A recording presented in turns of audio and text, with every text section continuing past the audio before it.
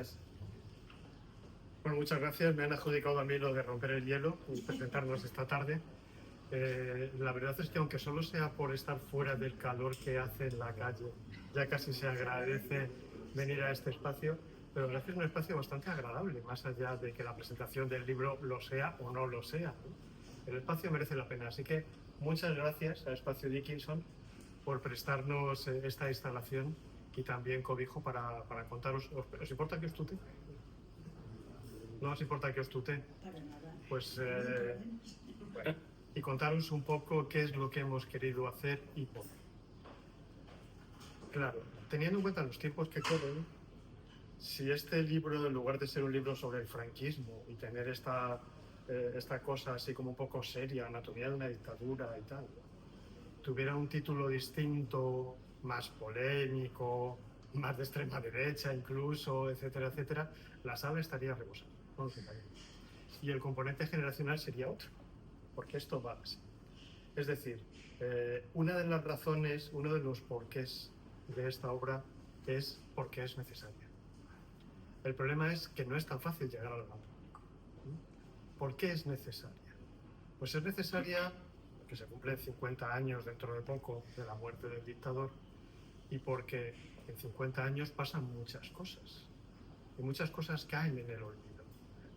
El impacto sobre la vida de varias generaciones de españoles de una coyuntura política como significó el franquismo queda un poco desvaído, queda un poco como si fuera algo, una dictadura progresista, en el sentido de que fue desarrollista, trajo progreso a España, trajo la seguridad social, se hicieron pantanos.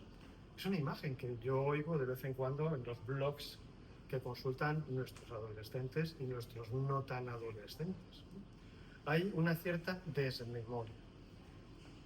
Pero claro, combatir la desmemoria es muy complicado, porque la memoria es una manera de identificar e identificarse. Y la memoria siempre se hace para, de alguna manera, marcar quiénes somos y quiénes son los otros. Este no es un libro de memoria, este es un libro de historia. Y esta es una de las cosas que quiero empezar a recalcar desde el principio. ¿Por qué? Pues porque no es habitual que en torno a una treintena de historiadores de nuestro país, de universidades de todo el territorio, se pongan de acuerdo en hacer una obra colectiva actualizando los conocimientos que como científicos tenemos. Este no es un libro de ocurrencias, ni es un libro de batalla, ni es un libro de buscar argumentos contra el otro. Es un libro de poner de relieve cómo la evidencia empírica de años de investigación nos ha llevado a una serie de afirmaciones que en esta obra, de manera divulgativa, se trata de hacer llegar al gran público. Porque esa empresa a lo mejor no la hemos hecho bien los historiadores, a lo mejor nos hemos concentrado en hacer libros muy sesudos, muy para los propios historiadores, donde nos contamos nuestros avances, pero hemos estado un poco distraídos de cómo llegaba ese mensaje más científico, más objetivo, hasta donde se puede ser objetivo en la medida en que se tienen fundamentos donde basar los hechos, ¿no?, sobre lo que significó un periodo de casi 4 décadas de la historia de nuestro país. Claro, un periodo tan largo no tiene un único perfil. No se puede hablar de que el franquismo sea una dictadura fascista aliada con el Eje. Hubo más cosas, eso fue, pero hubo más cosas. El franquismo fue un régimen represivo que causó cientos de miles de víctimas, no solo por la guerra civil, sino por la represión posterior. Eso fue, pero hubo más cosas. También hubo un momento en el que las estrecheces de la gente empezaron a superarse por causas que no siempre tuvieron que ver con las propias políticas del régimen, sino que a veces tuvieron que ver con el contexto internacional en que nos movíamos. Y eso permitió a mucha gente empezar a entrar en eso que se ha llamado la sociedad de consumo, la sociedad de masas, lo que el régimen llamó el desarrollo. Eso también forma parte de la historia del franquismo. Y forma parte de la historia del franquismo el acceso a un emergente estado del bienestar que no tiene nada que ver con el estado del bienestar que se creó en España a partir de los años 80. No tiene nada que ver, ¿no?, pero que ya empezó a tener ciertos pilares. Tampoco tiene nada que ver con el estado del bienestar que se había empezado a crear en los años 30, porque muchas de las cosas que hizo el franquismo en realidad fueron recuperaciones de iniciativas que ya estaban en marcha antes. La política hidráulica, la política de sanidad, la política de becas al extranjero, muchas de esas cosas ya estaban antes del franquismo. Hubo un sesgo diferente desde el punto de vista ideológico y se recuperaron parte de ellas. ¿Por qué? Y esto es una cosa que yo creo que tiene que quedar clara. Estábamos donde estábamos. Si hubiéramos estado en otra parte del mundo, las cosas habrían funcionado seguramente de otra manera. Pero estábamos en un rincón marginal quizás de Europa, pero estábamos en Europa occidental. Y esto condicionó sobre todo las salidas al franquismo. Era complicado otra salida o una pervivencia de un sistema de esas características más allá. Podría haber ocurrido, pero era complicado. La idea de esta presentación no es tanto que os contemos cosas muy sesudas, que nos enrollemos y que os demos la charla. La idea es hablar con vosotros y con vosotras. Que nos hagáis preguntas, que aunque vamos a intervenir de forma un poco, vamos a intentar ser escuetos todos, pero la idea es entablar un diálogo. Porque detrás de este libro, que además, digamos, y a mí eso me hizo mucha ilusión por razones personales, que si queréis luego comparto, este libro se gestó fuera de España, para variar, con ciertas iniciativas. Y se gestó en lo que fue la cuna del exilio español en Europa, para ser más concretos en Francia, que es Toulouse. Y en esas sesiones, aunque parezca mentira, teníamos una sala de universidad de en torno a unas 200 personas de tal, llena todos los días, de un público de todas las edades, y que no era estrictamente un público que fuera, pues digamos, de un sesgo ideológico determinado. No, sentían curiosidad. ¿Qué había pasado en España? ¿Por qué se estaba olvidando lo que significaba el franquismo? ¿Qué había sido de verdad el franquismo? Más allá de estos titulares que nos cuentan unos, otros, sobre lo que fue el régimen, intentando entrar en esa especie de batalla de memorias. ¿Qué había significado de verdad el franquismo? ¿Qué hizo en muchos ámbitos? Luego os van a comentar nuestros compañeros algunos de esos ámbitos. De eso trata este libro. De intentar que de una manera accesible se tenga conocimiento de dónde están ahora nuestros avances sobre el franquismo. Avances que no siempre son fáciles porque muchas veces, claro, nosotros no contamos lo que queremos contar. Contamos lo que la documentación que encontramos, una vez que la contrastamos con otra documentación, nos da evidencias de las cosas. No hacemos interpretaciones gratuitas.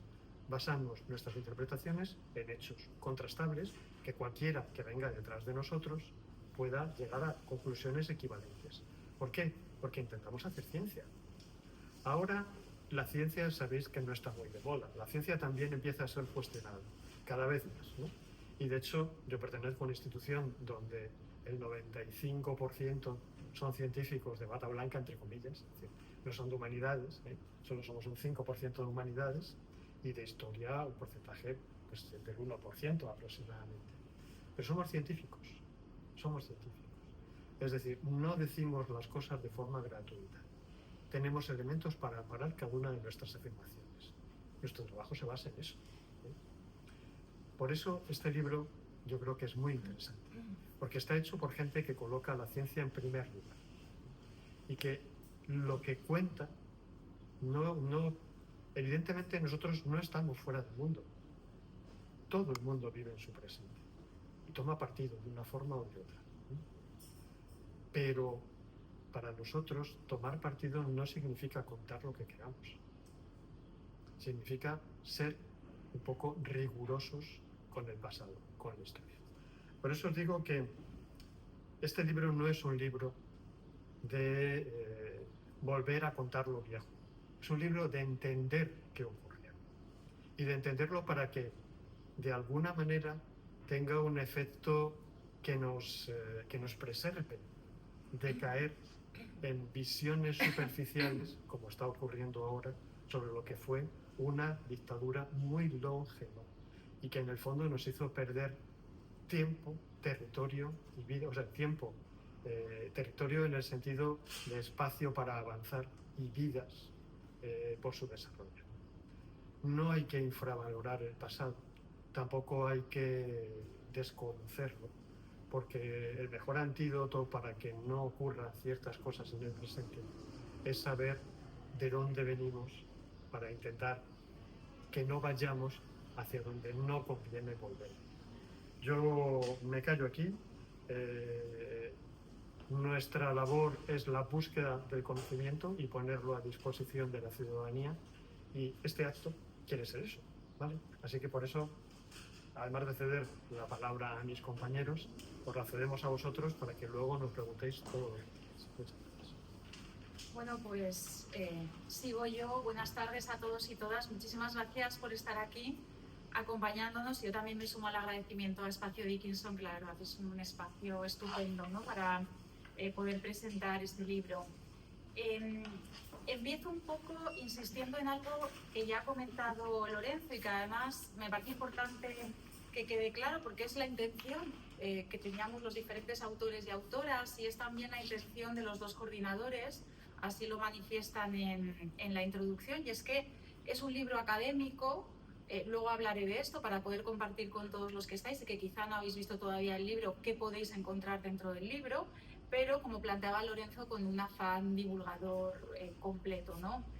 Hay incluso, yo diría, una intención también didáctica, ¿no?, que pueda servir de material al profesorado de secundaria, que son quienes están en esas trincheras intentando desmontar muchos mitos y contrarrestar esa tarea de las redes sociales y demás, con lo cual es un libro que tiene verdaderamente esta intención.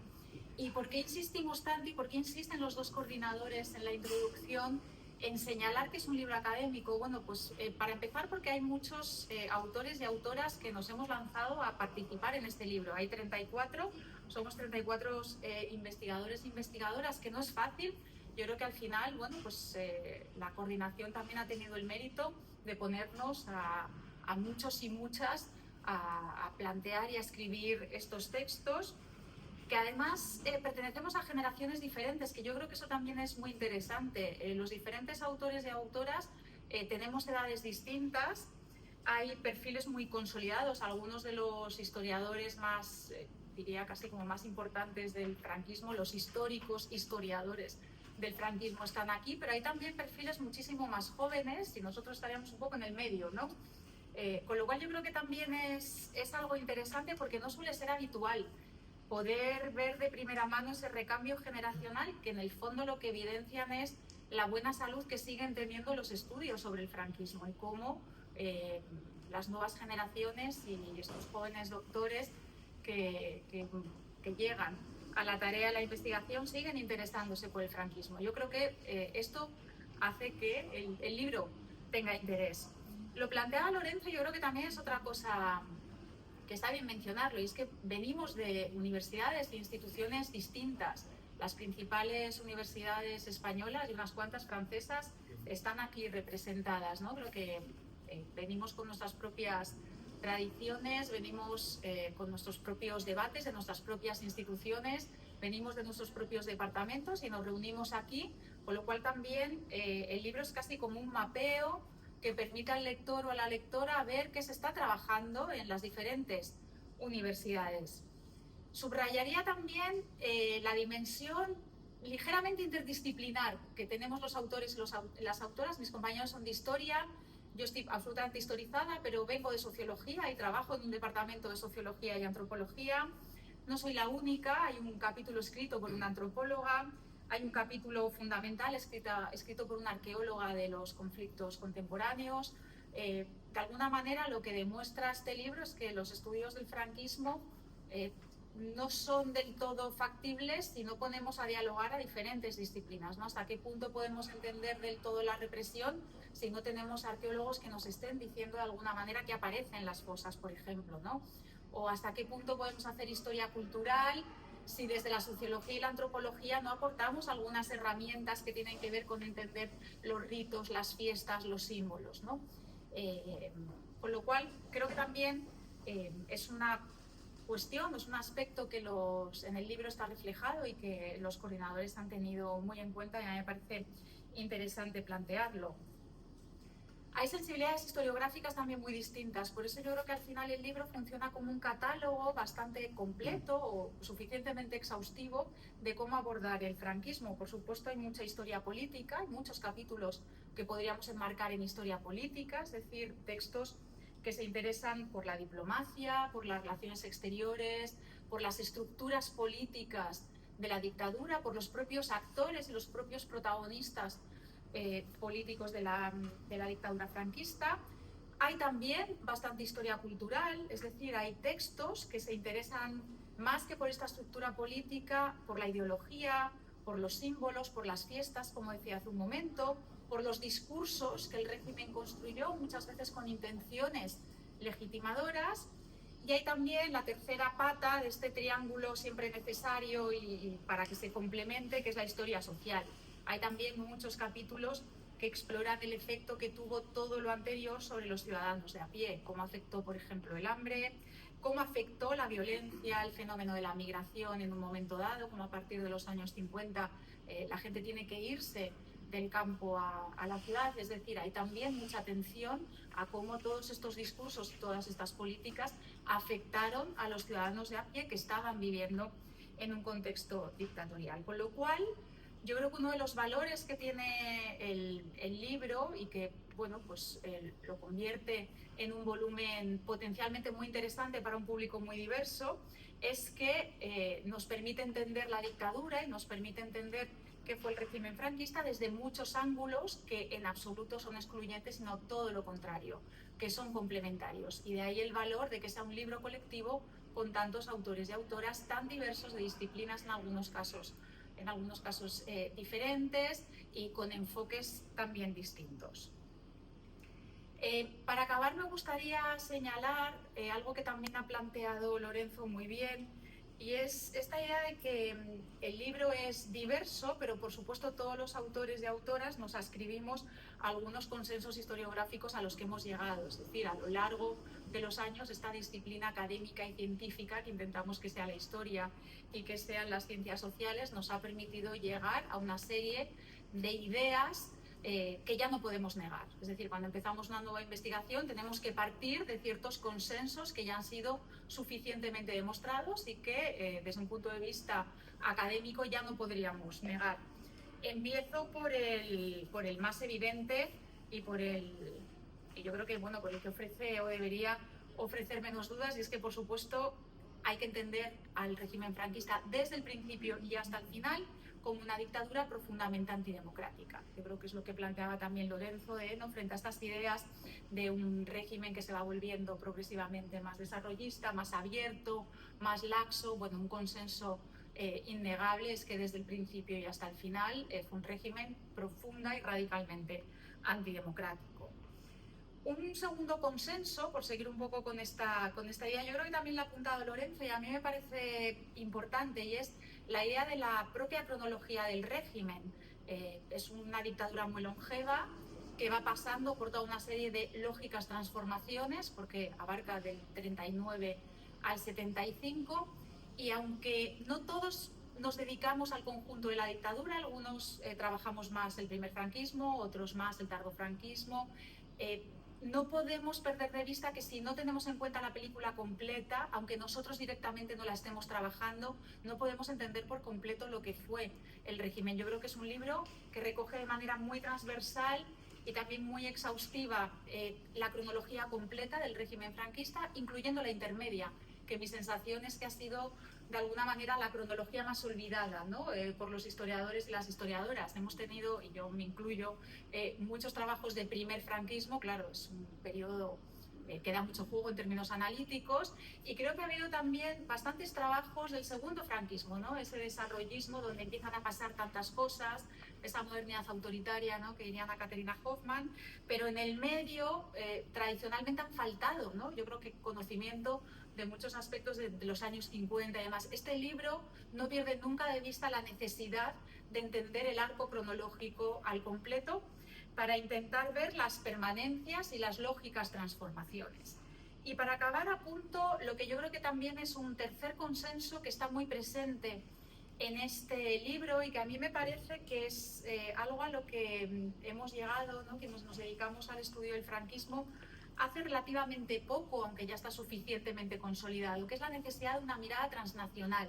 Es decir, la necesidad de no perder nunca de vista que el franquismo es hijo de su tiempo y que está en un contexto y que no es un régimen aislado como tal. Es decir, que no podemos entender, por llevarlo un poco al terreno que yo conozco mejor, no podemos entender el fascismo español o no podemos entender a Falange si no tenemos en cuenta lo que supuso el fenómeno fascista desde los años 20 y 30.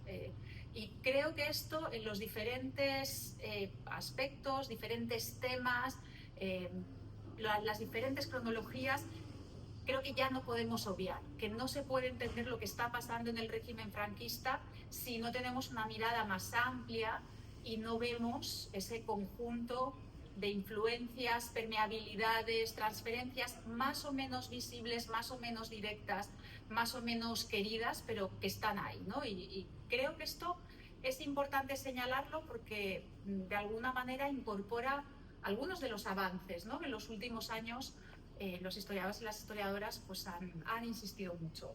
Yo con esto lo dejo, paso la palabra a mis compañeros y sobre todo, bueno, es plantear que quien quiera un mosaico actualizado, variado, bueno, pues este libro puede funcionar para ello y además, bueno, la intención, y creo que esto sí se ha conseguido, es que sea perfectamente asequible para cualquier lector, lectora, independientemente del conocimiento previo que tenga sobre la dictadura. Muchas gracias. Bueno, creo que me toca a mí, ¿no? Ciras, bueno, pues muchas gracias. Bueno, yo creo que ha quedado claro que es un buen libro, ¿no? Y en una presentación de un libro, pues se trata de, primero, decir que es un buen libro y por qué lo es y por qué merece la pena comprarlo. Claro, cuando se trata de un libro de 34 autores, pues hay una responsabilidad especial, también una alegría especial de poder hablar bien del trabajo de tantos colegas, ¿no? De un libro plural, y también de François Godichot y de Jorge Marco, que son quienes nos convocaron en aquellas jornadas en Toulouse, en las cuales realmente se creó un ambiente, había una energía muy especial, no solo por el público, ¿no? Sino también entre los participantes. Pocas veces en un congreso de este tipo pues había, no sé, ¿cómo decir? Bueno, un buen ambiente. Cira lo acaba de decir, bueno, a mí me toca hablar de aspectos más bien internacionales, ¿de acuerdo? Y quería yo empezar precisamente con esto. Lo que a mí me toca es decir que no solo es un libro donde se habla de política exterior o que hay algunos capítulos, como suele ocurrir, porque no puede faltar esa pieza, sino que yo destacaría que lo internacional está permeando, ¿no?, toda una serie de temáticas. Se adopta una perspectiva transnacional, comparada. No se puede entender el franquismo como algo totalmente excepcional, único en la historia, una rara avis, sino todo lo contrario. En mayor o menor medida, muchos autores, o todos ellos, transmiten un consenso historiográfico más o menos explícito de que el franquismo es hijo de su contexto, es una variante de un régimen europeo, del sur de Europa, de la época de los fascismos, luego en la época de los desarrollismos, y que no se puede entender en absoluto sino se mira también al exterior. Y como movimientos como el movimiento estudiantil, movimiento obrero, en fin, transformaciones culturales, etcétera, están ocurriendo en España, están ocurriendo fuera. El desarrollismo, los anhelos de cambio de la sociedad española de los años 60, 70, porque están mirando al exterior. Eso lo destacaría. Hay capítulos dedicados a las migraciones, hay capítulos dedicados o que insertan la presencia de españoles prisioneros en los campos de la Segunda Guerra Mundial, en el universo concentracionario alemán, nazi. Hay capítulos sobre el desarrollo de la sociedad de consumo y hay capítulos más enfocados en la inserción y aislamiento internacional del franquismo, pero en todos hay esta perspectiva. Sobre inserción y aislamiento me voy a centrar un poquito en esta cuestión. Hay como dos polos en los cuales siempre nos movemos, ¿no? Es un sí, pero no.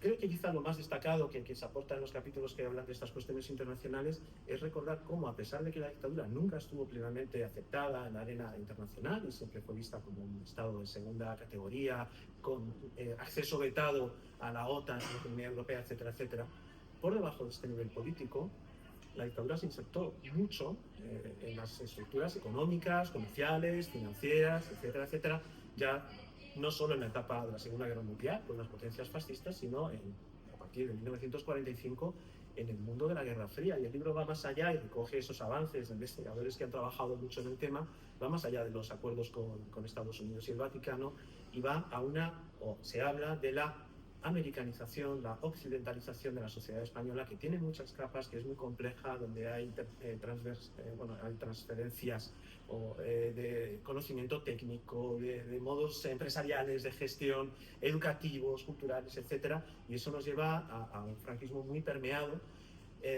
tanto desde los años 50, 60 como al final. Y eso nos lleva también a un debate que en el libro no se resuelve, porque no es un libro de zanjar debates, sino de plantear los que existen, que es muy interesante, que es, por una parte, toda esta inserción internacional apuntala a la dictadura, le da oxígeno, digamos, la permite sobrevivir, el régimen no cae, porque el aislamiento es siempre relativo y dura poco.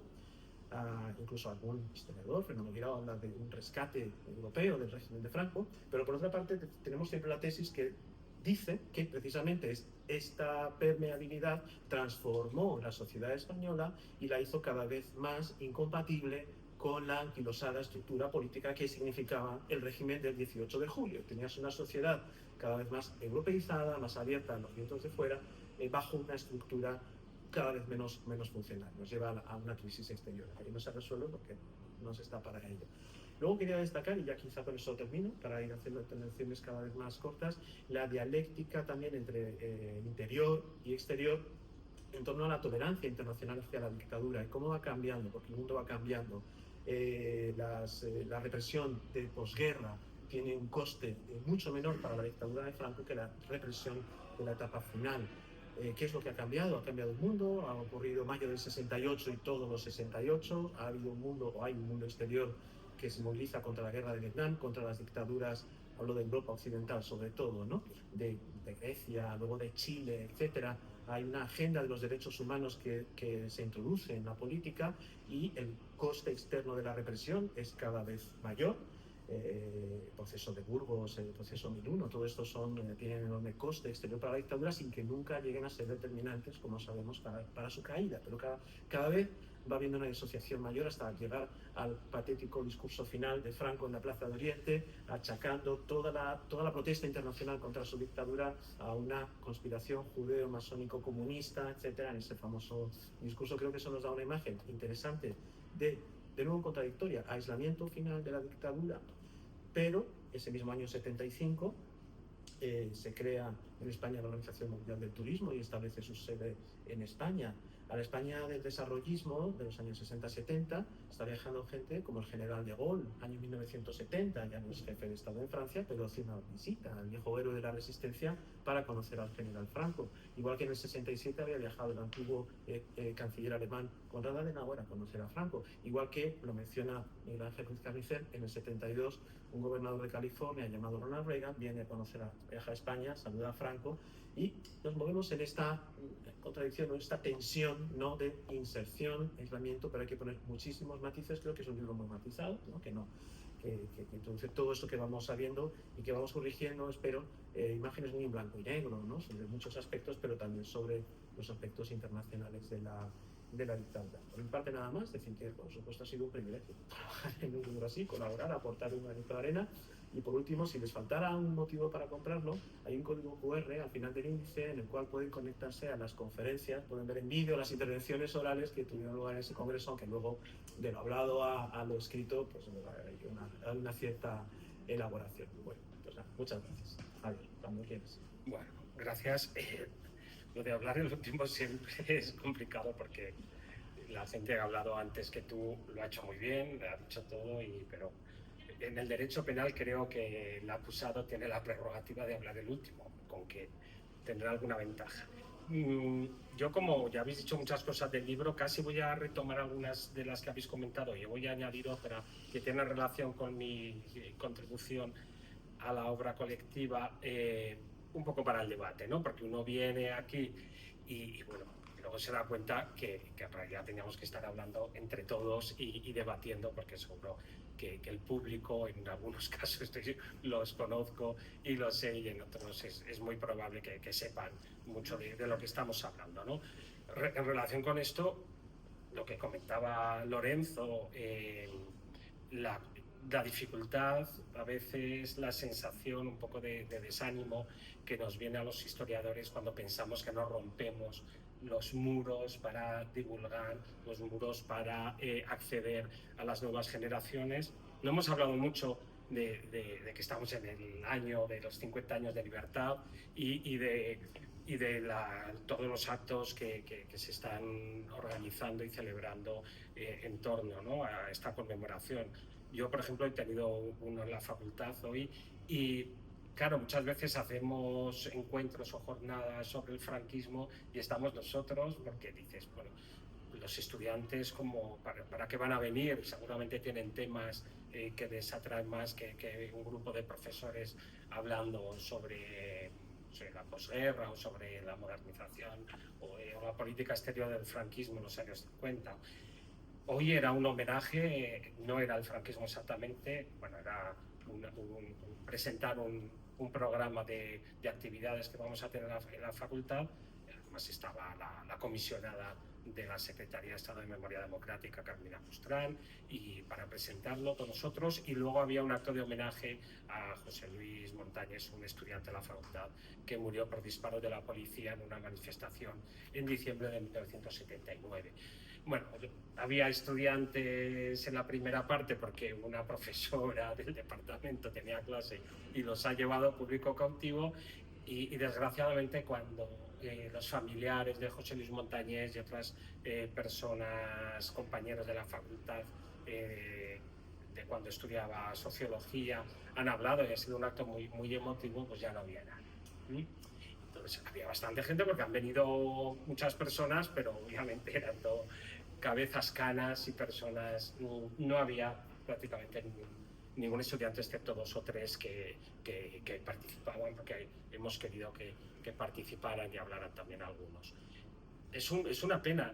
Me cuesta, lo podemos dejar en debate, me cuesta emitir un juicio sobre la juventud, sobre esto, porque creo que es bastante plural y creo que sí que hay muchos jóvenes interesados y muchos jóvenes que siguen, quizás no comprando nuestros libros, pero en los canales, y tampoco está mal que vean al puto Miquel y lo que tienes con Costrina o gente que quizás comunica mejor con nosotros, y está bien. Lo que pasa es que también hay otros que escuchan otro tipo de cosas en las redes y quizás a nosotros nos cuesta más movernos en esos ámbitos. Yo creo que es una juventud muy plural y que seguramente, y lo sé porque hemos trabajado en la facultad, con la Facultad de Educación se está trabajando muy bien en los institutos, por ejemplo, con la enseñanza que antes no se llegaba nunca, como sabemos, la enseñanza de la guerra y la dictadura. Ahora sí que hay gente que llega en el programa, además ahora obligan se tiene por los programas ministeriales,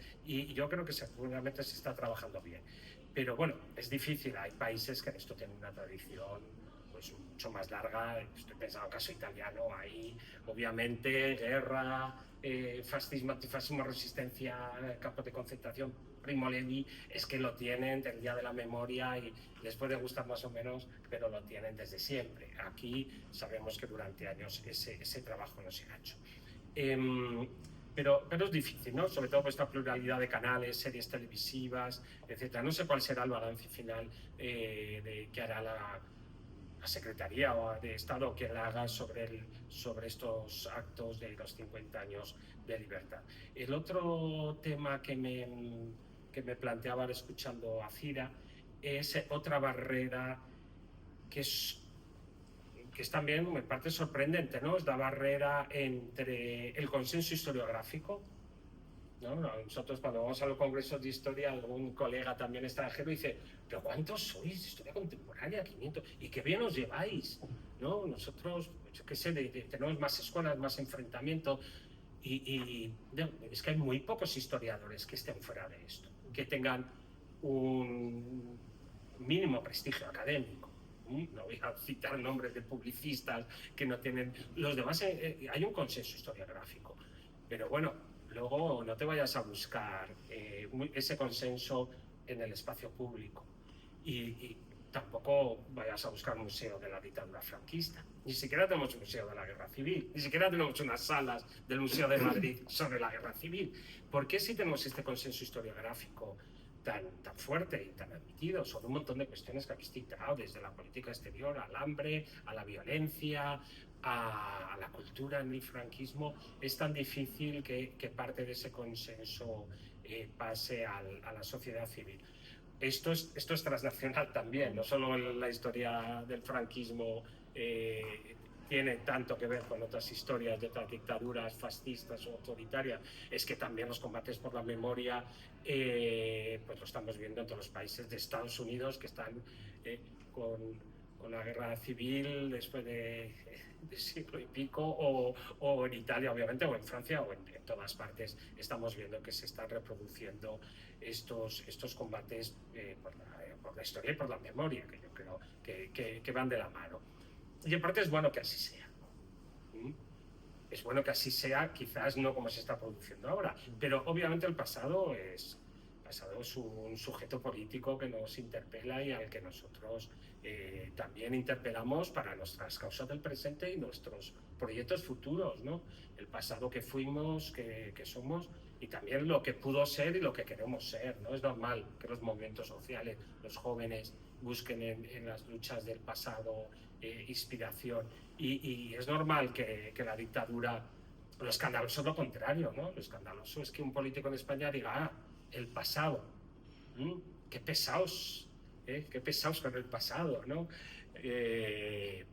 No voy a citar a nadie, pero bueno, podemos pensar, esta sede de una importante institución madrileña, donde murió gente torturada y ni siquiera se reivindica eso, ¿no? Qué inmoralidad que tú no, como político, no te plantees que tú tienes que tener una posición ética hacia ese pasado. Que no es que te interpeles, que lo tienes hasta en tu mismo espacio físico, en tu misma facultad, en tu misma sede institucional, en tus mismas calles donde han pasado cosas. Es decir, que tampoco nos toca colgamuros o lugares así, que obviamente no hay un monumento como colgamuros en ninguna otra parte. Podemos decir que el franquismo es muy transnacional, pero según el libro de José Manuel Núñez Seixas, yo creo que ningún dictador, no sé si en Corea del Norte al final harán algo, pero que tenga un monumento semejante y que haya quedado hasta hace poco tiempo igual que como quedó al final de la dictadura. Yo creo que es exigible que el pasado esté en el debate político y en el debate ético, ¿no? Es curioso la situación, y tiro un último tema, es curiosa la situación actual cuando ves que Vox deroga, es un partido neofranquista, ¿no? Yo creo que eso podemos, por lo menos Vox, ¿no? Podemos estar de acuerdo. Es curioso que en nombre de la conciliación y de la reconciliación esté atacando las leyes de memoria histórica, ¿no? Aquí ha habido una especie de vuelta de la tortilla curiosa. Es decir, en el debate público ahora, un partido neofranquista esgrime la conciliación para atacar los avances, ahora no nacionales, pero regionales, Valencia, ¿no?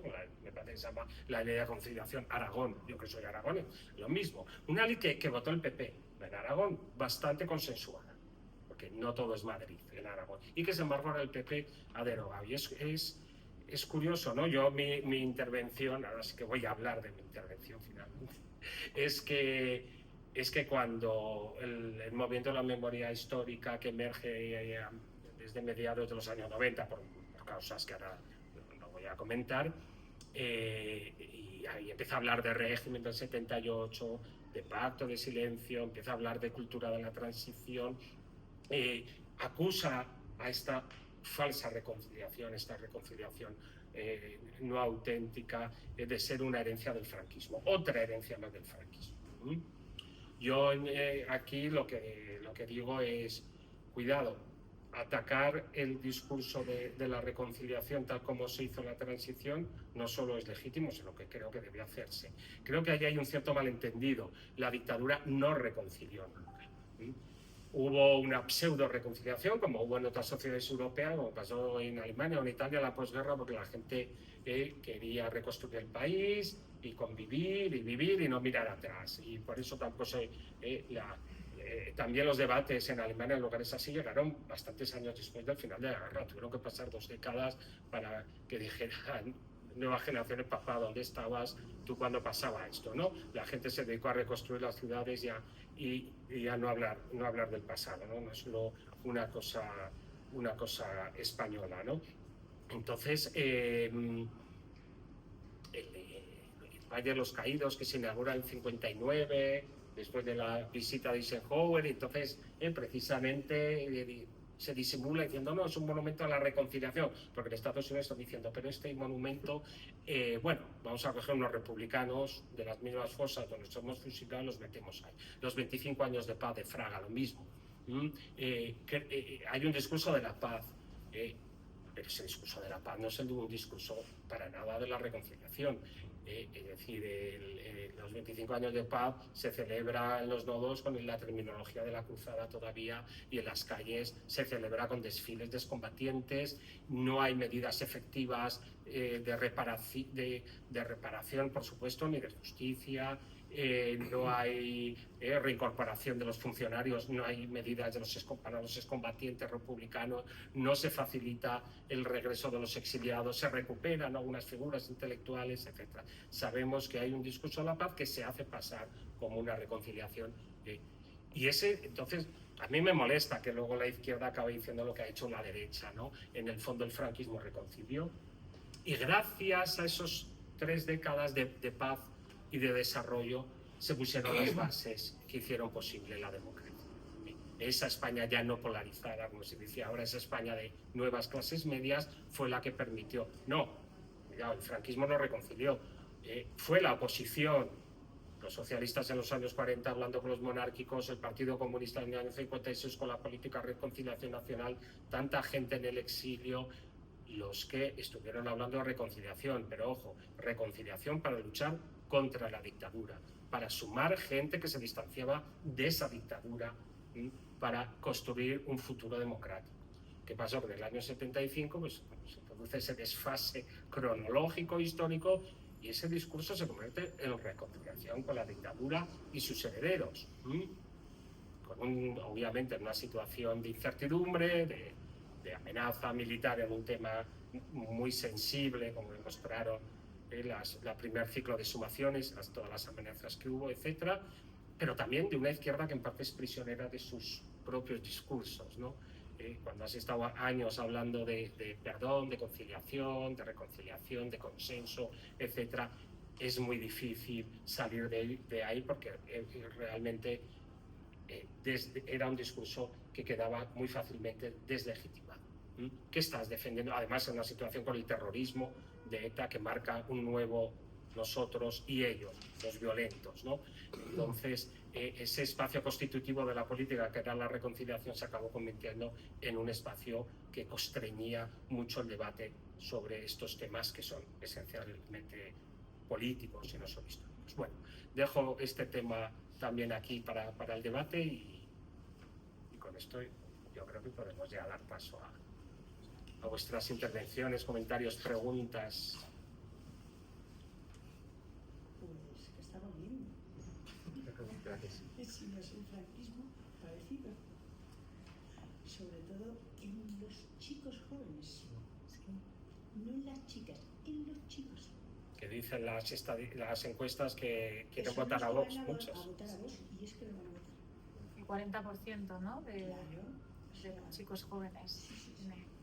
Están Chicos con Vox. y no tan chicos. ¿Eh? Chicos y no tan chicos. Bueno, Quiero decir, yo te digo lo que yo estoy viendo en mi casa. sí, bueno, yo también tengo 2 adolescentes, pero Yo lo admiro. Afortunadamente todavía no votarán, ¿no? Sí, no, no. no. Y creo que tampoco votarían por ahí, pero afortunadamente creo, o quiero pensar. Mis nietos sí van a votar. Pero no solo son los chicos jóvenes, ¿eh? Eso es lo que quiero decir. La gente, estamos hablando de los adolescentes de 18, 28, 38, claro. ¿Hasta dónde llega la adolescencia ahora? Esta ya es otra cuestión, ¿no? Pero hay como una especie, eso es otro fenómeno. Y es un fenómeno que no solo es español, ¿no? Es un fenómeno general. O sea, hay un temor por parte de la masculinidad a lo que se llama el empoderamiento femenino. Es decir, a que las mujeres han tomado el protagonismo de sus vidas. Ya está. Y deciden, pues como los varones han venido haciendo durante mucho tiempo, sin ningún tipo de cortapisa, más allá de su propia conciencia de lo que quieren ser y hacer. Y eso a muchos hombres les provoca mucha inseguridad. O sea, más allá de otras cuestiones, eso está ahí. Eso está ahí. Y claro, eso es otro elemento que da material para esta hoguera. Y bueno, ese y otro que quizás no es el franquismo, tienes razón, el tema de la masculinidad, testosterona, y el tema de la nación. Eso sabe mucho. El tema de la nación en España es un combustible. Sí. Bueno, los jóvenes dicen, ¿por qué no voy a ir con la bandera española? En mi facultad antes no veías a nadie con una pulsera con la bandera española, pero y ahora las ves y dices, ¿por qué no? Es el orgullo de ser español y esto ha creado en el caso español, yo creo que eso sí que marca mucha diferencia con otros casos. Eso sí que es una gasolina para... Sí, porque para además estamos entablando el debate entre vosotros, cortarnos cuando queráis y participar, ¿no? Porque además yo creo que también en nuestra generación hay un cierto, si no rechazo, cierta con los signos nacionales, porque no los consideramos del todo propios, porque los consideramos símbolos de una dictadura, o por lo menos legados por una dictadura, mientras que los más jóvenes no lo ven así, claro, y es lógico que no lo vean así, porque para ellos la selección de fútbol que gana un torneo tal, que son de orgullo patrio. Simplemente la expresión orgullo patrio a mí me da un poco de grima, yo no lo puedo evitar, ¿no? Pero para ellos no, ven otra cosa muy distinta.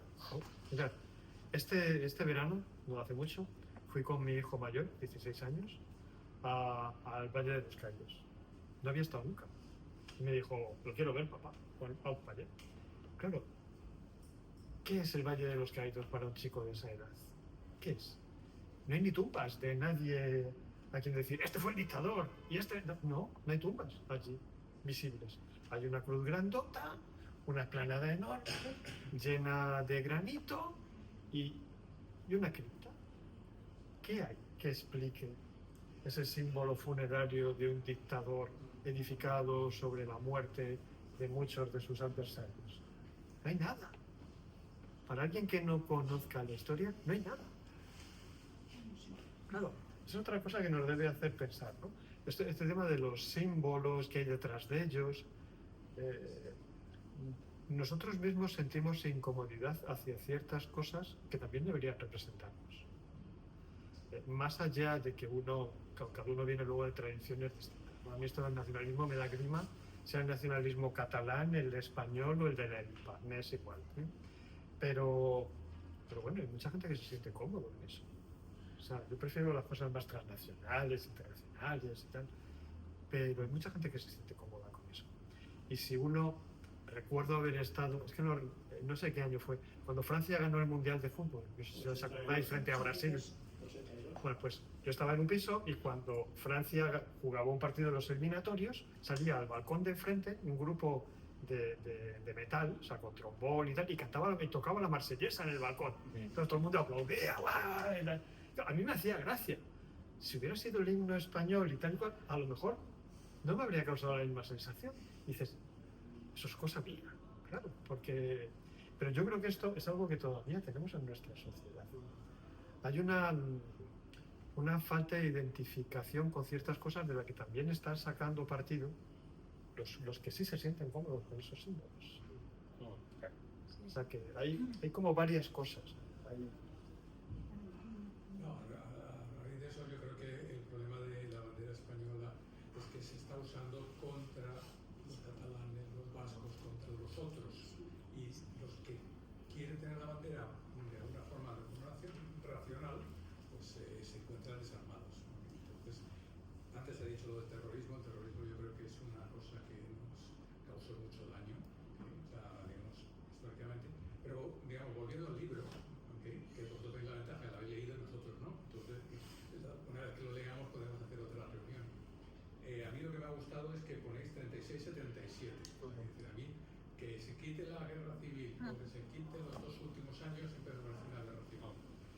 Y lo que sí he visto, ojeando el índice, quizá la Iglesia Católica como que está un poco desaparecida, pero tengo que leerlo. Porque yo creo que muchos de los problemas que tenemos en España tienen que ver con esa Iglesia Católica, ese sentimiento de culpabilidad. Para mí hay una cosa por ahí que es lo que nos hace que no seamos capaces de hacer como en Italia, que no hacemos como Alemania, que aguantamos el Valle de los Caídos. Desde ahí hay algo que las procesiones son una cosa en una sociedad totalmente secularizada, las procesiones, las celebraciones religiosas, y desde ahí hay algo que de alguna forma yo creo que con los años acabará diluyéndose, pero que está ahí y que proviene de esta época, ¿no?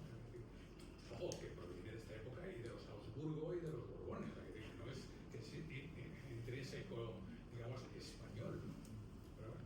Sí. Yo señalé, ay, perdona. No, sí. No solo eso, que yo también se lo señalé a los coordinadores. Digo, y el capítulo sobre la iglesia, me dijeron, no, es tan importante que está en todos los capítulos. Pues, claro, yo a decir eso, me parece muy interesante la observación. Creo que es una de las cuestiones que está asumida de manera transversal. Pongo el ejemplo concreto de mi capítulo. Yo trabajo la parte de cultura de la victoria, símbolos, ritos. Claro, yo no puedo hablar de ritos de la dictadura si no tengo en cuenta el papel que jugó la Iglesia, aparte también del partido único y demás. Con lo cual, bueno, es interesante la pregunta porque es verdad que es una decisión a la hora de hacer un libro de franquismo, si poner a la Iglesia con un capítulo específico o si asumir que la Iglesia fue un pilar fundamental desde el principio hasta el final, de manera transversal, pero interesante la anotación. Sí, sí. No, pero es muy interesante porque es verdad que es una decisión que en un momento dado se puede tomar cuando uno coordina un libro. Que esté el QR, porque eso es una cosa... Claro, ya no puede Sí. faltar. No, pero que vas a poder ir a la fuente de la conversación. Yo la cronología está, gracias, es muy perspicaz viéndolo, que yo creo que también a todos nos gustó cuando nos reclutaron para esto, porque saca el franquismo de la mera biología, la mera biografía, ¿no? del dictador. Y ahora estamos con los 50 años de la muerte de Franco, pero habrá que ver si seguimos conmemorando 50 años del fin del franquismo, ¿cuándo? ¿No? En el año 26, en el año 27, eso es una decisión, bueno, pues historiográficamente es una apuesta, ¿no? Atrevida de los Lo he autores. estado comentando justo esta mañana con los comisionados de los 50 años de libertad, con Carmina Bustrán y con Costis Cornetis, porque claro, estaban pensando qué hacer para el 20N. Y se están volviendo locos porque no saben, y creo, lo quiero meter aquí porque creo que es muy interesante. ¿Qué haces el 20N? Y dice, bueno, claro, digo, pues tenéis que poner un documental en la tele, alguna cosa. Y dice, ya, pero quieren hacer algo menos clásico. Y digo, ¿cómo qué? Y dice, no, hombre, podían hacer como en Italia cuando se hacían estos banquetes populares comiendo para celebrar la muerte de Mussolini. Digo, lo dudo. Digo, a que no tenéis el valor de hacer una comida popular en Madrid para celebrar con champán la muerte de Franco. Y dicen, no, ni de coña. Obvio, entonces no saben qué hacer. Dicen, bueno, haremos algo sobre el principio de la democracia y libertad. Digo, el 20 empezó la democracia en España. Hombre, por lo menos dale un par de años más a la dictadura. Por lo menos, visto que, y sobre todo Carlos Arias Navarro, que siguió ahí hasta el año 76. Y es verdad, no saben muy bien qué hacer porque claro, también alimentar, también crear el mito del 20N puede, como ha pasado esto, se ha planteado también con los lugares de la memoria, cómo resignificar el Colgamus, qué hacer con Predapio en Italia, esto Daniel lo sabe. No, hacemos sobre el museo del fascismo, precisamente donde nació Mussolini, hay que hacerlo. Entonces, ¿hasta qué punto esto puede ser contraproducente seguir usando el 20N como un lugar de la memoria cronológico, ¿no? Aparte que el 20N siempre ha sido una conmemoración de ellos. Claro, la quieres contrarrestar, pero... Yo creo que el problema básico de los 50 años es que bien pudiera ser que en los 50 años de la democracia, que sería el 27, igual no está. ¿Sabes lo que te quiero decir? Perfectamente. Porque para mí tiene mucho más sentido el 26, o sea, el año 76 es más decisivo que el 75 para el cambio político de aquí del lado. Y luego, siempre oigo muchas comparaciones con Italia y Alemania. Bueno, eso es imposible en Alemania, eso es imposible en Italia, ¿no? Lo típico es, no puede haber en Alemania una fundación Adolfo Hitler, como aquí hay una fundación Francisco Franco. Bueno, pero ahí está la alternativa para Alemania, a un paso de entrar en el gobierno, y Meloni gobernando en Italia normalizadamente ya, o sea que... Y luego yo soy pesimista en una cosa que empezó tirando Lorenzo, bien tirado, pero creo que es una batalla perdida. ¿El por qué? Bueno, la noticia de los últimos 15 días es esto de María Pombo diciendo leer no te hace mejor persona, ¿no? O sea que... Bueno, pero los Sí, índices sí. de lectura de los jóvenes no son tan malos en España, que los índices de lectura de los jóvenes, las cifras son un poco contradictorias, pero yo he leído que han subido. Hay muchos jóvenes que leen mucho, quizás textos en el móvil, pero también libros. No se trata de que los jóvenes no lean. Bueno, en general se lee muy poco. Pero, Se lee de otra pero manera. los jóvenes también, porque primero no se informan por los periódicos, que es lo que nosotros hemos hecho por toda la vida. Sí. Y luego yo creo que ven, o sea, esto de TikTok, esta historia de Instagram. Bueno, tú cuando sacas un libro, ¿cuántos ejemplares sacas? 2.000. Pero es que Pues ahora sí. se sacan muchos Mejor de los títulos. casos. En el mejor de los casos, Sí, sí. vendes 2.000. Vendes un libro de éxito son 20 ejemplares, ¿vale? ¿No? En una semana, una serie de memes de este Instagram lo ven 10.000 personas. Y eso es bajo, ¿eh? Claro, mira, por eso os pongo otro ejemplo. La nueva rebelión hoy en día no se asocia con las ideas de izquierda, sino con las ideas de extrema derecha. Ya. Rebelión. ¿eh? O sea, las cosas como Sí, son. sí. El anti-establishment en todo el mundo occidental, no estoy hablando de... se asocia con la extrema derecha. El cambio no se asocia con la izquierda, sino con la extrema derecha. Valores que tradicionalmente han estado vinculados a hacer progresar las sociedades para que cada vez más fueran más justas, más igualitarias. Ya no, el cambio ya no se asocia con ese tipo de cambios. Y esto va más allá de la historia, los historiadores y nuestra capacidad de incidencia social, ¿no? O sea, esto va más allá. O sea, es qué tipo de sociedad se está forjando por toda una serie de cuestiones que ni siquiera son solo ideológicas, que tienen que ver con la tecnología, con el mundo de la economía, con las relaciones sociales y dónde están las formas de relacionarse de la gente entre sí. Yo he empezado alguna presentación en alguna conferencia a chicos jóvenes de instituto, poniendo una imagen de 8 jóvenes sentados en hilera, cada uno con su móvil. Claro.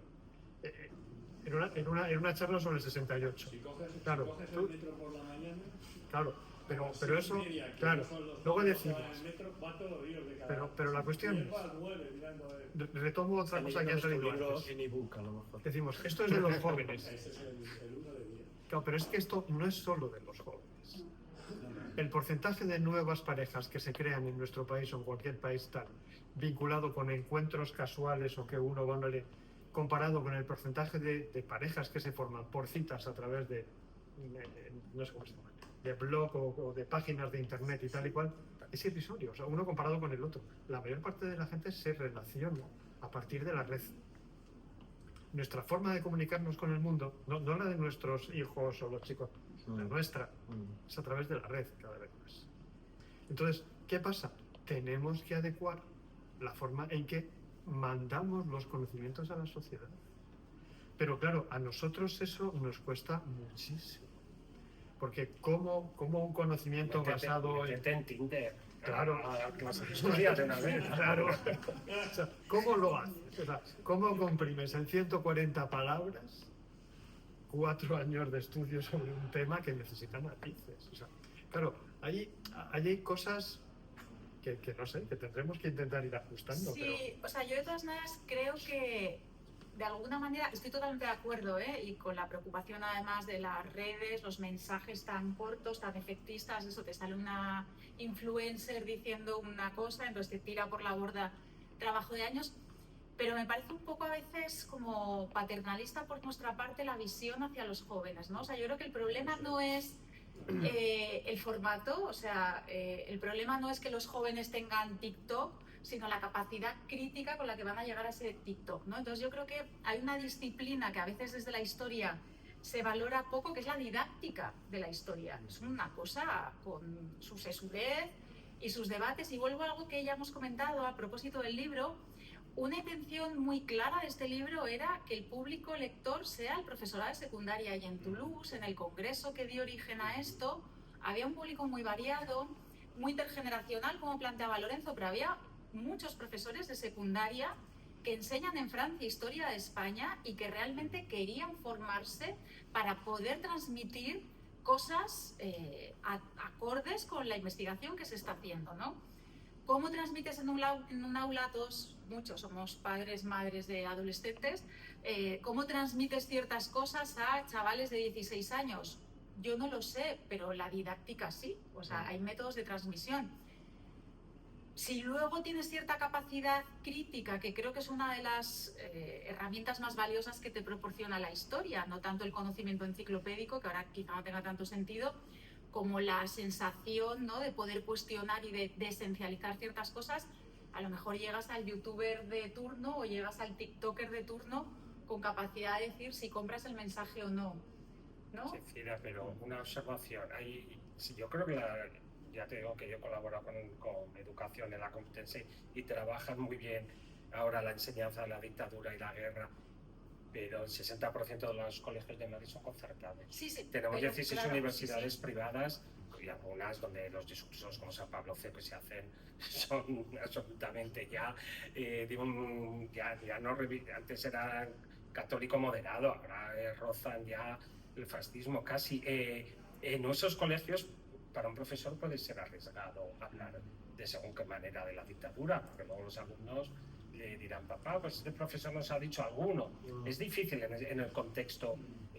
Nosotros, eso es una anomalía también española, que tengamos escuelas concertadas y que hayan sido tan importantes que en Madrid estén superando a la pública. ¿Qué tipo, cómo trabajas ahí? ¿No? ¿Era solo estas No, y tienes razón, pero claro, pero ahí el problema ya no es el tiktoker de turno, no, sino cómo obviamente, tenemos ¿no? la educación en determinadas ciudades. Claro, sí. Yo quería decir solo que estoy de acuerdo, o sea, estoy igual de preocupado que todos y comparto el diagnóstico y lo vemos todos los días, porque además parte de nuestra época es la banalización del franquismo, que es lo que hay, ¿no? Es una banalización total que alimenta también el discurso de la extrema derecha porque lo hace todo potable y no. Claro, ahí, yo creo que nuestra función o para lo que se nos convocó es muy modesta. En realidad es decir, bueno, como historiadores vamos a dar argumentos, vamos a dar un arsenal de argumentos para que el profesorado o el lector, digamos, culto que se decía antes, pueda decir o saber cuál es el consenso, cuáles son los consensos de la historiografía. Si alguien quiere banalizar el franquismo, que sepa que no lo puede hacer en nombre de la historia, o sea, no en nombre del CLIO, porque la historia no te respalda. Es verdad que eso cada vez importará menos porque hay una crisis de autoridad, estamos en una situación muy compleja desde muchos ángulos, ¿no? Y cada uno tiene su función. Creo que nosotros no somos tiktokers y hay otras vías que son muy importantes. La historia popular es muy importante. Puto Miquel, los divulgadores en internet, en YouTube, etcétera, hacen su función y la hacen porque pueden leer buena historia. Vamos a pensar que lo que hacemos es buena historia o es historia científica o académica, y eso es lo que modestamente, bueno, se nos convocó a hacer, pero hay que ir más allá, eso está claro, y estamos preocupados todos, yo también, claro. Y Puto Miquel es un doctor en arqueología, ¿eh? Efectivamente, o sea, sí señor. Excelente divulgador hasta donde yo he leído, o sea, que decir que bueno, ahí, claro. Ahí. Nos estamos dejando hablar al final. No, pero vamos, lo que ha dicho que si la noticia era lo que dice María Pombo, eso no sé, creo que lo decían este fin de semana, creo que fue Íñigo Domínguez en El País. Ahora cualquier imbécil habla y le escucha a mucha gente. Antes María Pombo, de hace 2 años, no le iba a escuchar a nadie, y ese es el problema. Entonces cada uno elige los mensajes. Y es no, el problema. Hay una película que acaba de salir, Eddington, que es una película, a mí no me gusta la película, pero que maneja mucho todo el tema esto. Y al final, claro, Estados Unidos está donde está porque hay una cantidad de descerebrados todos sueltos. Entonces, siempre lo he sabido. Yo he vivido en Estados Unidos 20 años, entonces conozco muy bien la sociedad norteamericana y siempre han estado allí. Pero en el año 80, cuando yo fui ahí a trabajar, estaban, pero no les hacía caso a nadie. Ahora no, ahora tanto constantemente pululando, entonces la gente, el que quiere, lo pilla, ¿no? Y tú lo veías, ¿por qué? Porque ves al predicador que les está convenciendo de que son cristianos renacidos y no sé qué, y tú dices, bueno, esta gente, o sea, veniendo, digamos, de una España católica franquista, y digo, esta gente, ¿cómo se traga esto? Y en la película, en ese sentido, me pareció muy interesante, pero yo creo que la batalla está perdida. Yo creo que la civilización... A mí no me escandaliza el debate, ¿no? Mejor que sacara el tema este de ¿te hace mejor persona leer libros? Yo creo que es un buen debate, porque al menos sacas a colación y externalizas una corriente subterránea antiintelectual que es fortísima, que está en la derecha, que está en el populismo de Trump. Pues haga usted como yo, que diría Franco, no lea libros. Eso es muy antiguo, entonces está bien que diga, oye, pues leer no te hace mejor persona, y que la gente diga, bueno, ¿hasta qué punto? A mí me parece, yo no los he seguido mucho porque ya tengo la red, pero no me parece para los debates, vamos a decir de mierda con perdón, que tenemos, bueno, pues por lo menos hablar de, oye, ¿hasta qué punto es importante leer y todo? Pues me parece de los mejores debates que se pueden. Sí, será una salida, pero es que no, también un poco, aquí saco tema manía, la superioridad moral de la izquierda. Faltaría más. ¿Cómo me dices a mí que leer, si leer te hace mejor persona? Eso está fuera de discusión, pero ¿por qué? ¿Por qué va a estar fuera de discusión? Nos tendremos, porque es que si no, no entendemos a la gente que vota a Trump. Si luego nosotros nos escandalizamos, porque una, que será, no sé ni, saca semejante chorrada, bueno, pero es que esa chorrada está alimentando mucha gente. Vamos a sacarla y vamos a hablar, porque hay mucha gente que piensa así, es verdad, ¿para qué? ¿Por qué vas a leer libros? Bueno, esto acaba por el tema de la enseñanza concertada, o sea, el problema es la educación, o sea, el problema no es la educación, es infame. En sitios donde es muy infame, en Estados Unidos, mis hijos se criaron 5 o 6 años en Estados Unidos en una educación primaria, que era lamentable, o sea, lamentable, porque los niños no estudian las cosas, les dicen, bueno, tú encárgate de ver qué se produce en Georgia, al otro no sé qué, van allí, le hacen una exposición y no han aprendido nada. Es decir, entonces, claro, pero en Suecia y en Alemania tienen una educación buenísima y la extrema derecha sube igual. Que dices, ¿cuáles son nuestros límites? ¿No? También tenemos esta utopía muy de historiadores y de científicos más de izquierda de que podemos conseguir cosas que quizás no están. Una generación que se ha formado en la memoria, como en Argentina, y ahora tienen a Milei, y dice, joder, pues la primera generación de jóvenes que les ha machacado en la escuela, hablándoles de las dictaduras y tal, y de repente aparece un tío, y eso, los jóvenes suecos o alemanes están votando alternativa por Alemania, y es una generación bien educada y muy formada, que tiene modelos educativos muy buenos. Porque no conozco Alemania o Suecia, pero sí te puedo decir que no creo que estén bien educados. O sea, yo lo que sé, en España, la educación concertada y demás, Estados Unidos, la educación pública, la educación privada, y el problema es que la gente es muy inculta. Cosa que antes a lo mejor era también igual, o sea, que había una élite que era más o menos culta, pero los incultos, de alguna forma decían, bueno, yo me quedo aquí, no saco la cabeza, y ahora sale esa María Pombo a decir eso simplemente porque, ojo, que está muy bien hecho, porque ha ganado mucho dinero con el tema, o sea, que toda la gente ha entrado a ver lo que hace y la publicidad que tiene ahí, o sea, viven de eso, ¿no? ¿Puedo hacer una nota un poco pesimista sobre este tema? A ver, decía Javier que puede ser saludable el debate sobre si hay que leer libros o no, sobre si eso nos hace mejores, pero es que yo creo que es un debate un poco a ciegas o de sordos, un diálogo de sordos, porque si el debate, por ejemplo, se produce en la prensa escrita, solamente van a participar en él los que leen, por lo cual no va a llegar a los que no leen. Y si el debate se produce en otro tipo de medios alternativos, pues bueno, decía Cira que claro, que podemos llevar, en fin, mensajes elaborados y producto del trabajo a otros medios alternativos, pero al final yo creo que el mensaje está muy condicionado por el medio, ¿no? Como decía el famoso aforismo de McLuhan, y esto recuerdo un libro de los años 80, que no recuerdo el autor, Divertirse hasta morir, sobre el impacto de la televisión en la cultura contemporánea y cómo los medios de comunicación audiovisuales tienden a depauperar la calidad de los debates inevitablemente. Es muy difícil lanzar mensajes complejos en medios que nos reduzcan en cantidad de contenido, etcétera, etcétera. Entonces, al final, los que lean sobre ese debate en la prensa, si han cometido lo que conviene leer para mantener activas las neuronas, y los que participen en ese debate probablemente en otros medios, si tienen algo complejo e inteligente que decir, mucho más difícil, ¿no? Entonces al final quedamos abocados a qué hacer, ¿no? Como Lenin, tenemos que preguntarnos qué hacer, y yo la verdad es que no encuentro la respuesta, ¿no? Yo creo que nos hace falta reinventar a Mafalda. Que yo creo que nos hace falta reinventar a Mafalda adaptada a nuestro tiempo. No sé dónde he oído que los humoristas o los showman tipo Broncano se están convirtiendo en los intelectuales de nuestro tiempo, porque son los que llegan a la gente. Llegan con un mensaje sencillo, lleno de humor inteligente, ¿eh? Y cuestionan una serie de cosas. Claro, eso también hace que uno piense, a lo mejor nos sobra autosuficiencia intelectual de pensar que y nos falta un poco de bajar a la arena con unas dosis de modestia y de intrascendencia, entre comillas, y contrastar nuestros argumentos, ¿no? O sea, yo comparto que yo creo que el problema es vivimos en un momento de incertidumbre muy fuerte. O sea, la gente no sabe cómo va a ser el mundo pasado mañana. Y eso hace que le demos pábulo a ideas de lo más peregrinas, ¿no? Y ya está.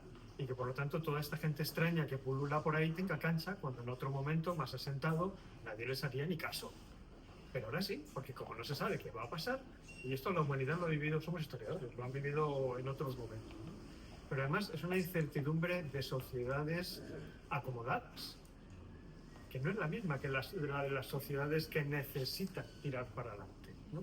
Son sociedades acomodadas, donde las nuevas generaciones no tienen ningún tipo de certidumbre de que vayan a vivir igual que sus padres o sus abuelos. No tienen acceso a una vivienda para ellos no compartida, lo básico. O sea, yo cuando tenía 18 años me quería ir de casa para estar con mi pareja o con quien fuera en su momento y tal, y tener mi espacio. No porque no quisieran mis padres, sino porque buscaban mi espacio de libertad. Lógico, y también les pasa a los chicos ahora. No hemos cambiado tanto en ese sentido, ¿no? No, es que están muy a gusto en casa hasta los 35, depende. Si pudieran tener posibilidades de tener una vida cómoda y gratis, ¿para qué iban a estar contigo? Que no hacen más que ponerle pegas si dejas las cosas tiradas por medio, cosas. Entonces, ese tiempo en el que vivimos a lo mejor requiere otras formas de enfrentarnos a la realidad, ¿no? Me da la impresión. Porque por otro lado, es verdad que cada vez nos requieren más en los medios. Hay muchos medios que se dirigen a nosotros y dicen, participa en tal y cual. Y muchas veces dices, no. ¿Por qué? Porque son programas que dices, bueno, es que lo que cuentan son unas chorradas. O sea, no hablo de Puto Miquel, sino de otros programas, ¿no? No voy a decir cuáles, me han contactado hace poco y tal, y me ha llegado que son gente que se dedica poco menos que al esoterismo. Entonces tú vas allí, vas a poner, y de repente vas a encontrar a alguien que te está lanzando y dices, ¿qué pinto yo aquí? ¿Qué pinto yo aquí? ¿No? ¿Sabes? Claro, a lo mejor hay que ir a programas esotéricos y ponerte el traje de cazafantasmas, yo qué sé. Pero algo hay que hacer. De todas formas, por poner una nota también optimista y de largo plazo, dice Thomas Piketty que la polarización que tenemos ahora es una polarización entre las personas con niveles de estudios y las personas con poco nivel de estudios, no tanto de clase. Es decir, que hay una división social que se está dando también entre fundamentalmente, y en los votantes, por ejemplo, de Trump también se ve, y en los votantes de la extrema derecha francesa, y hay mucho perfil similar. El único momento de contacto de toda la población masiva es precisamente la educación, que ya lo habéis dicho. Entonces, un libro como este, a mí me parece que es muy útil para, yo he sido docente muchos años, ahora estoy otras cosas, para ese momento de contacto que se da entre la población formada, como es el docente y demás, y la población general. Entonces, en ese contacto que hay que seguir fomentando y hay que tener, yo creo, también una conexión mayor entre la producción historiográfica y esas personas que están a nivel calle, a nivel instituto de barrio, etcétera, etcétera. Hay ahí una importancia de seguir trabajando, es decir, no podemos caer en ese desánimo de, bueno, ya todo va a ser, a lo mejor hay que ir al programa de astrología, a lo mejor hay que usar todos los terrenos donde tengamos oportunidad. ¿Por qué? Porque estamos hablando del franquismo. Yo provengo de una familia que, como todas, vivió el franquismo, pero casa siempre me decían que había que leer. Y eso que se había educado en una España nacional católica poco proclive. ¿Por qué? Porque mi abuelo y mi bisabuelo eran lectores. Y eso 40 años después volvió a florecer. Entonces esta nota optimista, yo lo que quiero decir que a veces yo también soy historiador, hay que, los péndulos de la historia hay que tranquilizarse, es decir, bueno, ahora estamos ahí, pero hay que seguir, y yo creo que hay que seguir trabajando, cada uno en su sitio, vosotros, la producción historiográfica, el que está dando la clase en el barrio de Villaverde, o el puto Miquel y quizá renovarse un poco, es verdad. También es verdad que mi experiencia en la enseñanza fue que todavía quedaba mucha herencia de una falta de estudio, de crear pensamiento crítico bien estructurado.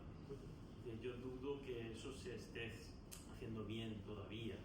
Es decir, una persona que es capaz de analizar un hecho histórico y saber sus fuentes, es capaz de saber qué es una fake news o no, porque es el mismo esquema mental. Es decir, todo esto hay que seguir, no es que haya que dejarlo, es que hay que trabajar más, porque yo creo que estamos en un momento delicado,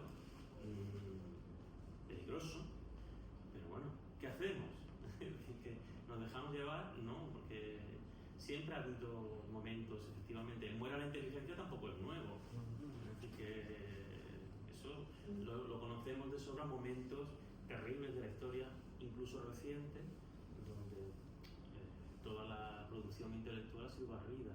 Sin embargo, vuelve y hay que seguir. Así que, bueno, yo que me estaba poniendo un poco triste aquí también.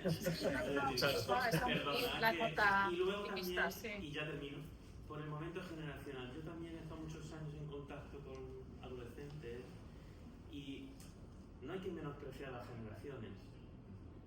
Es verdad que tienen un momento también, viven unas cosas que no hemos vivido nosotros. Y a lo mejor hay que intentar desdemonizarlos y aproximarnos más. Es decir, ahí hay una fórmula, todo esto no sé cómo se hace bien, pero hay que hacer. No, y además hemos olvidado otra cosa que otras generaciones anteriores tenían muy clara, y es que vivir es un ejercicio de riesgo para casi todo. En el amor, en el trabajo, en casi todo. Y entonces hay que arriesgarse. Quiero decir, no puedes contemplar desde tu ventana cómo pasa la vida y cómo pasan las cosas. Hay que arriesgarse. Eso significa pues, que hay que bajar a la arena de lo que sea e intentar hacer lo que puedas. Así de sencillo. Este libro es un poco un ejercicio de eso, francamente.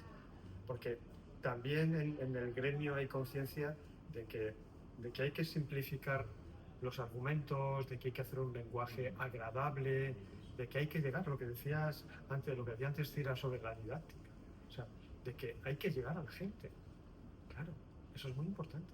O sea, y hay que dominar esas claves del lenguaje, de la expresión, algo que a veces, claro, damos clases a estudiantes, tal, la sociedad está ahí fuera. O sea, ellos no van a venir a ti si tú no consigues atraerles de alguna manera. Así que veo que vamos a empezar a cantar en las clases o algo así. No cantar, pero sí creo que hay una cosa que, bueno, tú lo sabrás mejor si has trabajado en secundaria, y es que el mensaje tiene que interpelar de alguna, ¿no? A los adolescentes les tiene que interpelar. Que eso es algo, yo creo que, por ejemplo, en la celebración de los 50 años se está teniendo muy en cuenta. La comisionada está teniendo muy en cuenta la idea de, si no te sientes apelado por el mensaje como adolescente del 2025, el mensaje puramente enciclopédico, informativo, que entiendo que es un proceso puramente cognitivo, no va a funcionar. Entonces, era esta idea un poco de hacer entender a los jóvenes que muchas de las cosas de su vida cotidiana en el franquismo no hubieran sido posibles.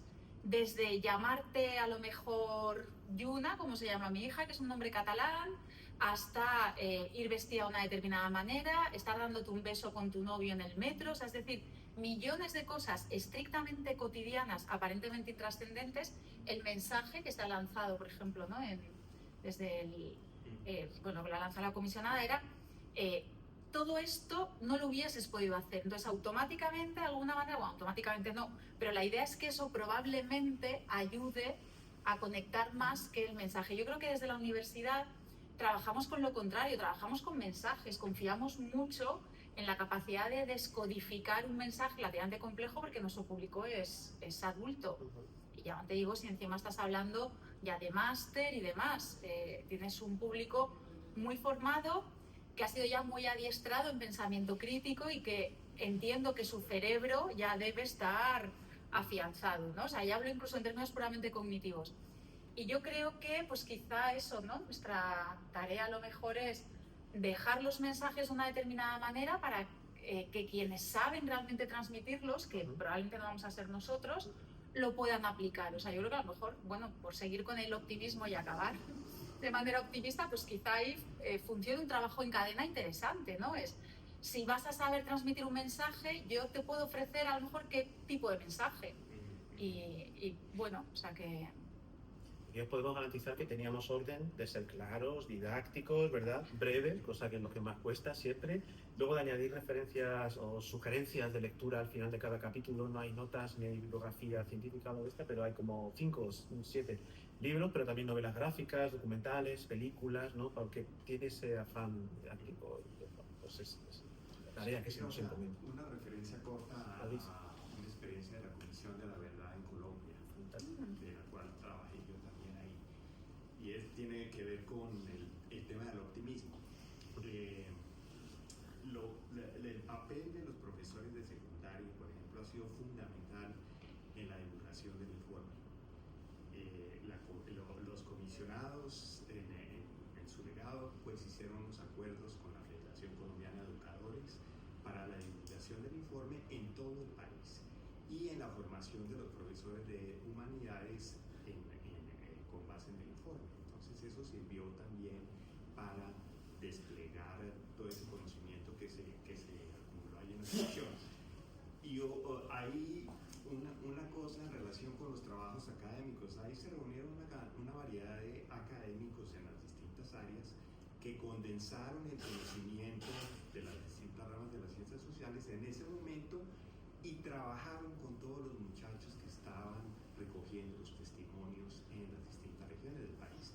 Entonces hay una transmisión de conocimiento a ese segmento intermedio de muchachos que después fueron a las regiones y que después trabajaron con los profesores de secundaria o profesores de primaria en todo el país. Entonces yo creo que lo que ustedes han hecho es una primera fase, primero presentar ese conocimiento especializado, pero yo estoy seguro que eso se va a transmitir a distintos sectores sociales, a distintos segmentos de la sociedad, y finalmente los tuiteros, los youtuberos, todos esos van a recoger ese conocimiento, que es lo que han hecho en Colombia, toda esa gama de muchachos de 20s, tempranos 30s, que están recogiendo el informe de la verdad y lo están trabajando en todos sus mensajes. O sea que yo creo que lo que ustedes han hecho es excelente.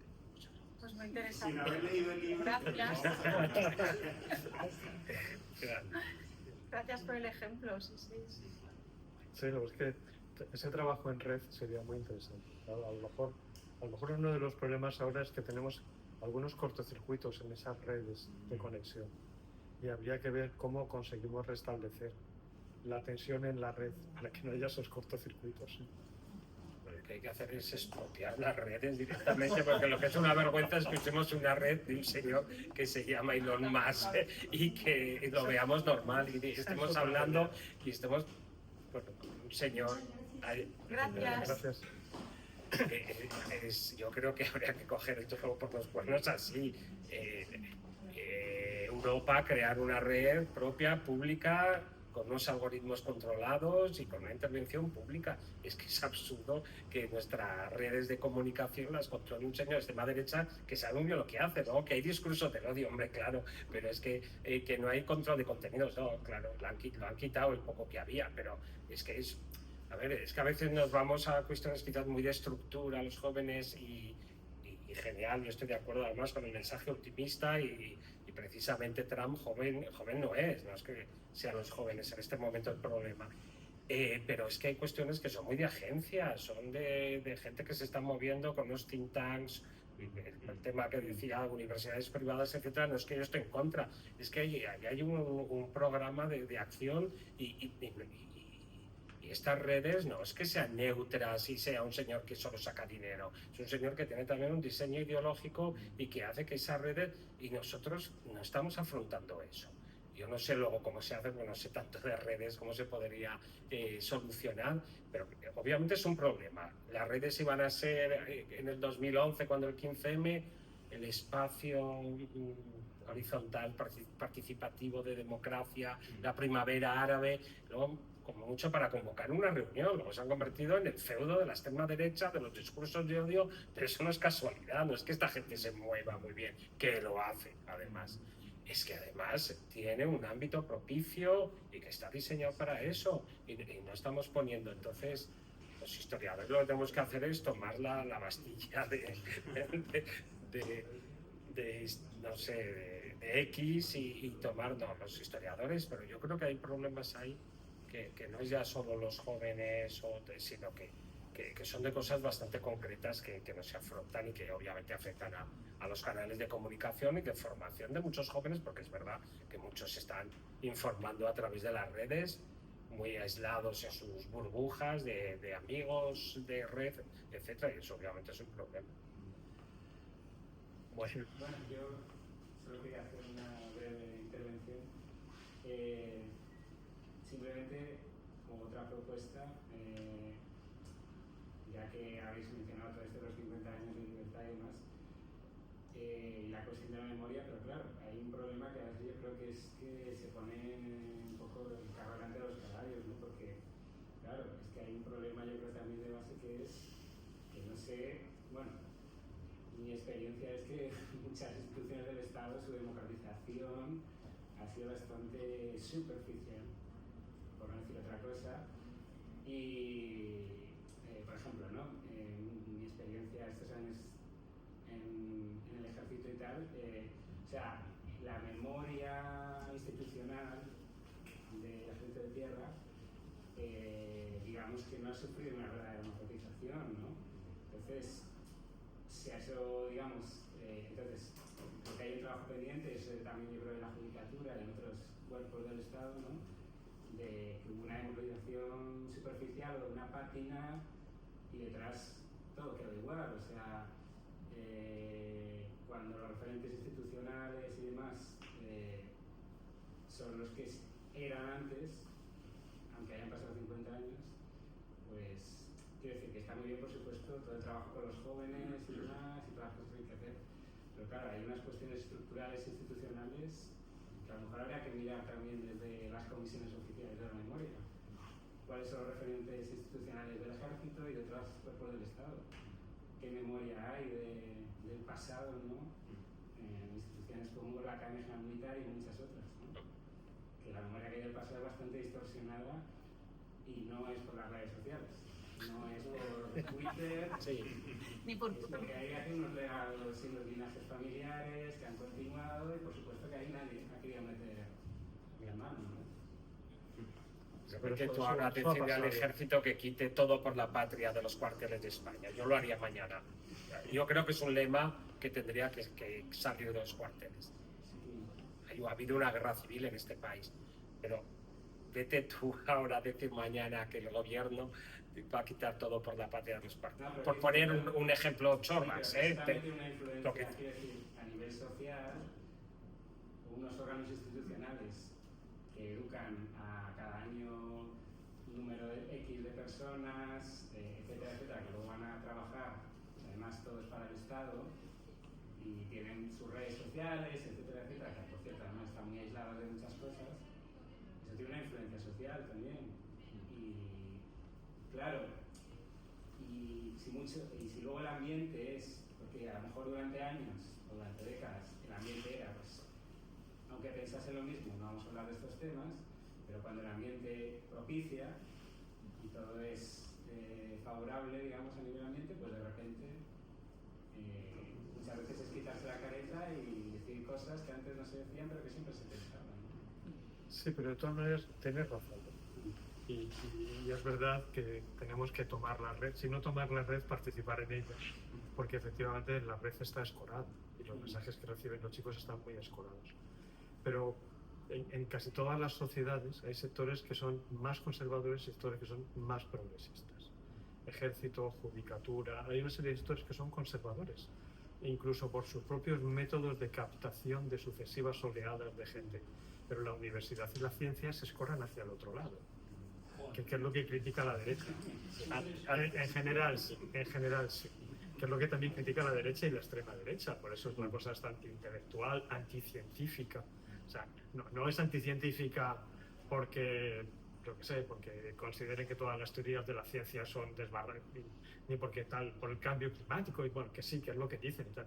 Es que tienen pocos apoyos en esos sectores, entonces intentan denigrarlos. Claro, ellos no denigran a la judicatura ni a los militares porque tienen más apoyo, pues son más conservadores. Pero lo son aquí, lo son en Colombia, lo son en Francia, y lo son en China, es así. O sea, hay un tipo, claro, porque también hay una cierta selección cuando tú vas a meterte en determinados sectores, hay unas ciertas inclinaciones. Y luego hay cosas del tiempo, ¿no? O sea, claro, desde hace años una buena parte de los jóvenes quieren ser empresarios y quieren ser CEOs de empresas, quieren ganar mucho dinero trabajando poco. Pero bueno, eso nos ha pasado a todos. Eso, de otra forma, a lo mejor nuestra generación estaba un poco más influida por la transición y tal. Pero en general esto forma parte del derecho a la pereza de la gente. O sea, yo quiero trabajar poco, pero ganar mucho y vivir muy bien. Pero más allá de eso, es verdad que hay sectores donde, claro, si vienes de una dictadura se nota más. Pero en Francia, después de la Segunda Guerra Mundial, los cuerpos de seguridad, en un porcentaje elevadísimo, eran los que habían sido con misiles. En Italia, en Alemania, no se expulsó a todos los policías ni a los jueces que habían estado colaborando con regímenes fascistas. En fin, esto el Tribunal Constitucional norteamericano se escora hacia donde se escora. O sea, dices, no, es porque Trump ha nombrado más gente. Sí, pero es que tradicionalmente han tenido siempre más conservadores que progresistas, salvo algún momento. Porque a más de un presidente que ha sido más progresista, de tipo Roosevelt y tal, le costó Dios y ayuda y le cortaron un montón de leyes también cuando intentó ponerlas en marcha. O sea que, entonces, bueno, es verdad que lo que no hay que hacer es desalentarse. O sea, jamás. O sea, porque esto es el ejercicio de vivir como, es una opinión personal, ¿no? Y creo que nuestro papel es intentar dar argumentos a las sociedades para que entiendan qué ha ocurrido y que el devenir de ese que ha ocurrido forma parte también de nuestra manera de estar en el mundo. O sea que nuestra forma, los derechos que tenemos ahora, las conquistas que hay ahora o lo que no tenemos, forma parte de toda esa sucesión de acontecimientos, ¿no? Que no siempre va para adelante. Es que a veces tenemos una idea de la historia como progreso lineal hacia la felicidad y que las cosas lleguen a todo el mundo. No es así.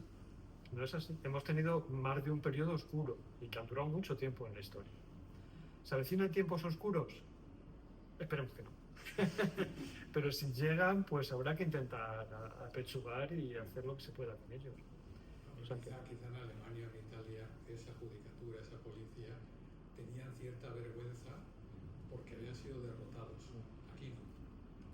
Aquí seguían y han seguido porque consideran que simplemente nos han, como una canción de la transición, ¿no? Dice, no nos hagáis concesiones, que la libertad no es vuestra. Es decir, nos han permitido tener elecciones y han conseguido que mucha gente que pasa mal, que lo vive mal, no deje de votar. Pero es eso lo que nos han concedido. Pero eso también ocurría en Italia y en Alemania en los años 60. Esa sensación de que realmente el Estado no había hecho esa transición tan fuerte y que los altos niveles del Estado estaban copados por personal que venía de un cierto pacto entre los que habían estado en el fascismo y los que después estuvieron ahí.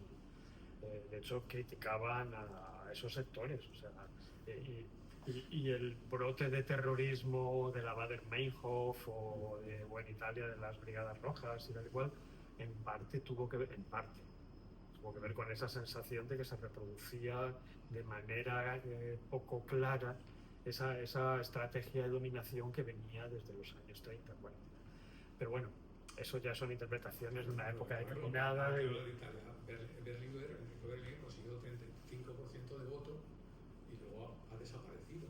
Que en ese momento, en el año 70 y tantos, 80, el Partido Comunista en Italia tenía muchos votantes. Esos votantes se han ido. Aquí pasa igual. Aquí gana la gente que no va a votar. Entonces deja que ganen los otros. Pero bueno. Sí.